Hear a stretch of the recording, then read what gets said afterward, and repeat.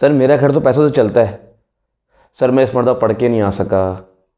Sir मैं यकीन करें 3 महीने के अंदर जो है वो इंग्लिश पे अबूर हासिल कर लूँगा।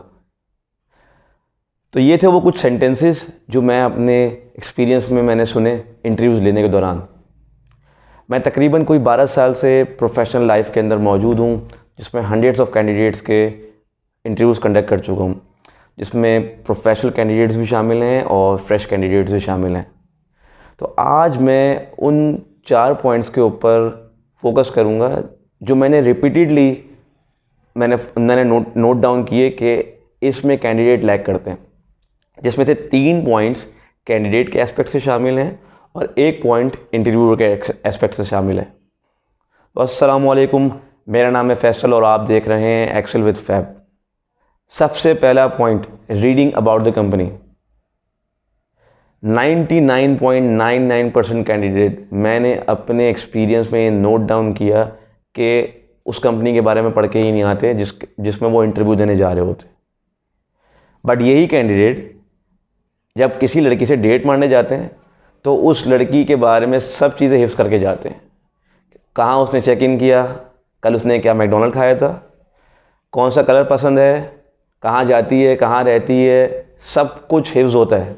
मगर यही कैंडिडेट जब इंटरव्यू देने के लिए जाएंगे तो इनको इतनी तौफीक नहीं होगी कि कम से कम उस कंपनी का वेब पेज तो रिव्यू कर लें, उस कंपनी का अबाउट अस तो पढ़ लें कि वो करती क्या, कब बनी थी, क्या करती है, उसकी प्रोडक्ट्स कौन कौन सी हैं, वो क्या सेल करती है, उसके कस्टमर्स कौन कौन से हैं, उसके एंड यूज़र कौन बनेगा, मैं इसमें कैसे वैल्यू एडिशन कर सकता हूँ, ये तौफीक नहीं होती उनको। तो भाई मेरे, जब आप किसी कंपनी में इंटरव्यू देने जा रहे हो तो इन चीज़ों का ख्याल रखो। आपका और इंटरव्यूअर का रिलेशनशिप क्या है, उस दौरान क्या है, वो कंपनी है ना। तो अगर आप उस कंपनी के बारे में ही नहीं पढ़ के जाएंगे तो इंटरव्यूअर आपसे फिर क्या सवाल पूछेगा। तो आप अपने टाइम की भी वैल्यू समझें, इंटरव्यूअर के टाइम की भी वैल्यू समझें और पढ़ के जाएं, ठीक है। कंपनी आपको पैसे देगी, तनख्वाह देगी ना आपको महीने के एंड में, तो काम करने की तनख्वाह देगी। फ्री में तो आपको जो जॉब नहीं मिलेगी ना। तो खुदा के वास्ते आप लोग जाने से पहले, इंटरव्यू में जाने से पहले उसका अबाउट अस क्या करती है, कंपनी कब बनी थी और उसकी प्रोडक्ट्स वो कौन कौन सी हैं, वो पढ़ के जाएं, ताकि आप लोग उस इंटरव्यू के ड्यूरेशन को, जो नॉर्मली 10 से 15 मिनट का होता है, आप उसको एक्सटेंड कर सकें और अपनी प्रोबेबिलिटी बढ़ा सकें ताकि आप सेलेक्ट हो सकें नेक्स्ट राउंड के लिए।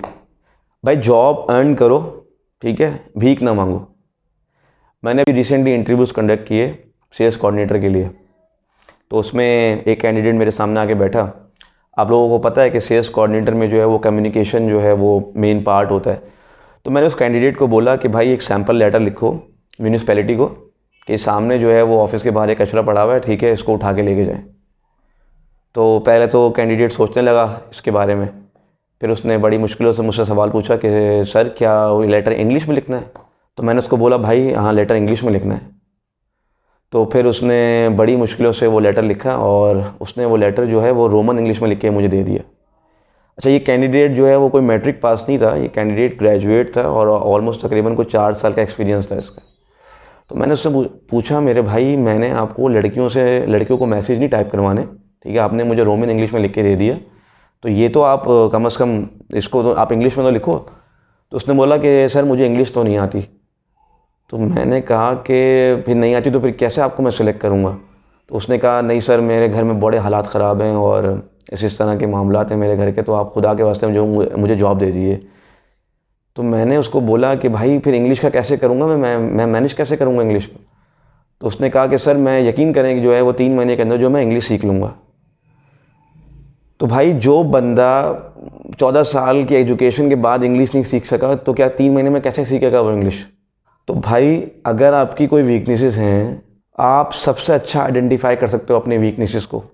हर बंदे को अपने लिमिटेशंस का पता होता है, तो खुदारा अपने लिमिटेशंस को किसी पेपर पे नोट डाउन करें और उसको गुजरते दिन के साथ साथ उसको सीखें, उसको काउंटर करें, इंस्टेड ऑफ ये कि अगर वो लिमिटेशन आपके साथ ही मौजूद है और आप वो लिमिटेशन कब्र तक लेके चले जाएं तो फिर आपने दुनिया में आके क्या सीखा। तो भाई कोविड डेज़ में बहुत हालात ख़राब हैं, हालात ख़राब थे और अभी भी हालात ख़राब है। लोगों की जॉब चली गई, ठीक है, बहुत सारे फ्रेश कैंडिडेट्स को इस बेसिस पे जॉब नहीं मिल सकी क्योंकि जॉब्स की शॉर्टेज हो गई। बट दूसरे एस्पेक्ट में कुछ ऐसे भी कैंडिडेट्स हैं जिनकी प्रमोशंस हुई, जिनकी सैलरी बढ़ी, जिनकी नई जॉब्स लगी, जिनको नई गाड़ियाँ भी मिली। तो एक ही सिनेरियो के अंदर दो डिफरेंट तरह के लोग हैं। तो ऐसा क्या प्रॉब्लम है कि जो ऐसा एक कैंडिडेट जिसको जॉब नहीं मिल पा रही और दूसरा कैंडिडेट, ठीक है, उसी यूनिवर्सिटी से पास आउट, उसको जॉब भी मिल रही है, उसको प्रमोशन भी मिल रही है, उसकी सैलरी भी रेज हो रही है। तो वो कौन से एक्सपेक्ट है भाई जिसमें ये कैंडिडेट लैग कर रहा है और ये कैंडिडेट लैग नहीं कर रहा? तो आप इस चीज़ को समझें कि ऐसी कौन सी प्रॉब्लम है मेरे अंदर जिसकी वजह से मुझे जॉब नहीं मिल पा रही। थर्ड है भाई बॉडी लैंग्वेज, शदीद फुकदान है बॉडी लैंग्वेज का। कैंडिडेट्स को नहीं पता कि भाई हाथ टेबल पर रखने हैं, जेबों में डालने हैं, पेन से खेलना है। और यहाँ पे लड़के ही नहीं, सिर्फ लड़कियों के साथ भी बड़ी बॉडी लैंग्वेज के जो हैं वो इश्यूज़ हैं, ठीक है। कुछ लड़कियाँ इंटरव्यू देने के लिए आती हैं, वो अपने बालों से खेल रही होती हैं। भाई ये कोई डेट मारने नहीं आए हुए, ठीक है, इसमें आपको अपनी प्रोफेशनल बॉडी लैंग्वेज का पता होना चाहिए। तो भाई सच बोलें, बॉडी लैंग्वेज पे ध्यान दें।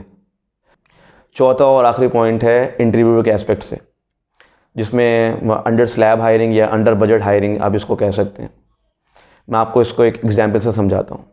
लेट सपोज एक इंटरव्यूअर ने एक कैंडिडेट को शॉर्टलिस्ट किया और वो कैंडिडेट 70,000 पे काम करता है, ठीक है, और आपने जो है वो उसको बड़ी मुश्किलों से आपने ये आइडेंटिफाई कर लिया कि उसकी जो अपनी एग्जिस्टिंग कंपनी है वो अपने मैनेजर से खुश नहीं है या कुछ ऐसे इश्यूज़ हैं उस कंपनी के अंदर कि उसको जो है वो प्रमोशंस नहीं मिल रही हैं या प्रोसेस वहाँ पे बहुत मुश्किल है, और वो चाहता है कि वो स्विच करे और अपनी चैलेंजिंग नहीं है जॉब, अपने आप एक चैलेंजिंग जॉब ले और अपनी जो है वो अपने एक्सपीरियंस को जो है वहाँ यूटिलाइज़ कर सके। तो आपने कहा कि हाँ यार ये कैंडिडेट जो है मेरे लिए बेस्ट फिट है, और आपने उसको 70,000 पे काम करता है तो आपने उसको 90 ऑफ़र कर दिए। हालांकि वो कैंडिडेट 1,20,000 डिज़र्व करता था। तो आपने तो कंपनी के 30,000 रुपये बचा लिए पर महीने के लिए। तो मेरे भाई आपने जो है वो 30,000 रुपये नहीं बचाए। मैं आपको उस बात को प्रूव करता हूँ। वो कैंडिडेट 70 से उसको रेज मिल रहा है 90 का, वो 90,000 रुपये लेगा और वो आपकी कंपनी में आ जाएगा, ठीक है। आने के बाद वो पहले जो है वो काम को जो है वो ज़रा समझेगा, ठीक है, 1-2 महीने 3 महीने तो वो पहले कैंडिडेट आके काम को समझता है। उस दौरान कंपनी सिर्फ उसको पैसे दे रही होती है, रिटर्न में कुछ नहीं आ रहा होता क्योंकि वो सीखने के फेज़ में होता है। और 3 महीने प्रोबेशन के बाद जो है वो लर्न करके चीज़ों को इम्प्लीमेंट करता है और फिर रेवेन्यू जनरेट करता है कि ये अपना रोल प्ले करता है। तो उस प्रोबेशन पीरियड के दौरान जब वो आके लोगों से कम्युनिकेट करेगा तो पता चलेगा कि काम की नौइयत जो थी वो उसने कम पैसों में जो है वो आ गया, ठीक है, और काम की नौइयत थोड़ी डिफरेंट तरीके की है। एक चीज़ ये है। दूसरी चीज़ ये है कि जब वो लोगों से इंटरेक्ट करेगा तो पता चलेगा कि इस कंपनी के अंदर तो वो स्लैब्स थे, तो डेप्यूटी मैनेजर का जो स्लैब था वो तो 120,000 से लेकर के 140,000 तक का था और वो तो 90,000 पर आ गया। तो वो आते ही जो है वो फ्रस्ट्रेट हो जाएगा और आप ही का इंटरनेट यूज़ करेगा, आप ही का लैपटॉप यूज़ करेगा और आप ही की सारी रिसोर्सेज यूज़ करेगा और CV बनाएगा और फिर वो CV भेजना शुरू कर देगा, ठीक है। 3 महीने, अगले 3 महीने में उसको जॉब नहीं मिलेगी क्योंकि वो जो है वो उसने अभी रिसेंटली जॉब स्विच की होगी, तो उसको जो है वो जॉब मिलने के चांसेस बहुत कम होंगे। तो आपके ख़्याल में वो तो स्विच नहीं करेगा, मगर क्या वो बड़े 100% पैशन के साथ काम करेगा? नहीं करेगा, ठीक है। फ्रस्ट्रेशन मोड में चला जाएगा, फ्रस्ट्रेशन के डिलेमा में चला जाएगा। तो आपने एक कैंडिडेट जो हायर किया, ठीक है, वो फ्रेश कैंडिडेट था, उसकी एनर्जी लेवल यहाँ था और आपने गलत नेगोशिएशन से उसको फ्रस्ट्रेट किया, आपने उसका एनर्जी लेवल डाउन किया, आपने उसको फ्रस्ट्रेट किया और आने के बाद वो फ्रस्ट्रेट हुआ और उसने वो रिज़ल्ट प्रोड्यूस ही नहीं करे जो वो करना चाह रहा था या करना चाहता था, क्योंकि वो फ्रस्ट्रेशन मोड में आ गया। तो आप तो लॉयल नहीं होएगा कंपनी के, तो आप तो बेसिकली आपने तो कंपनी के साथ लॉयल्टी नहीं करी। तो मेरे भाई, मैं इंटरव्यूअर से ये रिक्वेस्ट करूँगा कि अगर एक कैंडिडेट डिज़र्विंग है, आपने शॉर्टलिस्ट किया है ना, तो डिज़र्विंग है वो कैंडिडेट और आपकी कंपनी अलाउ भी करती है कि उसका आपको बजट दिया हुआ है जो कि एक अच्छा बजट है, ठीक है, मार्केट कंपेटिटिव सैलरी आप उसको ऑफ़र कर सकते हो, तो आप उसको अंडर बजट क्यों हायर कर रहे हो?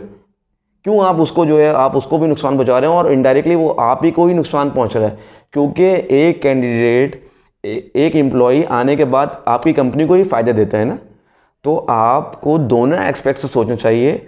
आपको जो है ये सब्ज़ी वाली नेगोशिएशन नहीं करनी चाहिए, आप सब्ज़ी नहीं ख़रीद रहे हैं, ठीक है, आप उसको जेन्युइन बेसिस पर हायर करें ताकि वो फुल्ली मोटिवेट होकर काम करें। एम्प्लॉयज़ 100% देना चाहते हैं, मगर इंटरव्यूअर को, HR वालों को ये सोचना चाहिए कि ऐसे कौन से एस्पेक्ट हैं जिनकी वजह से वो एम्प्लॉई जो है वो परफॉर्म नहीं कर पा रहा।